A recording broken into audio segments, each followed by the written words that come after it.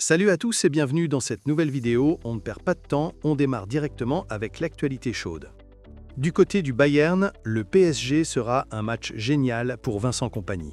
Je me réjouis du match contre le PSG, on arrive avec plein d'enthousiasme à lancer l'entraîneur bavarois. Ça doit être rock'n'roll, ils ont de la confiance, on a de la confiance, c'est un match génial.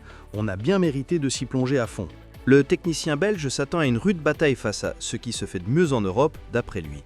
Il espère décrocher une 16e victoire en 16 matchs disputés toutes compétitions confondues cette saison. Et justement en face, le PSG ne minimise pas ce choc. Vitinha n'y va pas par 4 chemins, Harry Kane est l'un des meilleurs joueurs au monde, un attaquant vraiment incroyable.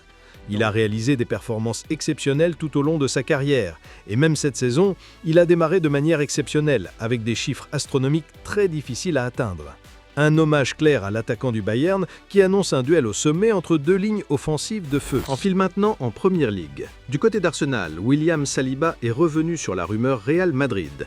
Il a décidé de prolonger son contrat jusqu'en juin 2030 malgré l'intérêt madrilène.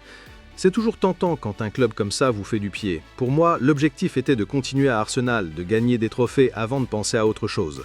La connexion de bondir avec Kylian Mbappé, elle est en équipe de France pour l'instant, a-t-il expliqué. Retour en France avec un triste épisode en Ligue 1. La 11e journée a été marquée par une polémique raciste lors du match entre Le Havre et Toulouse. Didier Digard accuse Aaron Donor d'avoir pincé son nez devant Simon Ebonog pour mimer une odeur. Le joueur toulousain nie toute intention raciste et affirme qu'il voulait simplement dire qu'Ebonog pue. Le comité d'éthique s'est saisi du dossier et la LFP auditionnera Donhomme prochainement. Toujours à Paris, une bonne nouvelle pour le PSG. Ousmane Dembélé était bien présent à l'entraînement. Touché aux ischio-jambiers contre Nice, il a participé à la séance et pourrait être dans le groupe pour affronter le Bayern. Cependant, aucune garantie qu'il soit titulaire, malgré son statut de Ballon d'Or 2025. On part maintenant en Serie A. Au Genoa, Daniele De Rossi serait favori pour succéder à Patrick Vieira, écarté samedi. L'ancien coach de la Roma va rencontrer les dirigeants dans les prochaines heures. Paolo Vanoli et Luca Gotti restent également des pistes étudiées par le club. Et pour finir, direction Madrid. Le Real se prépare à un déplacement intense à Anfield.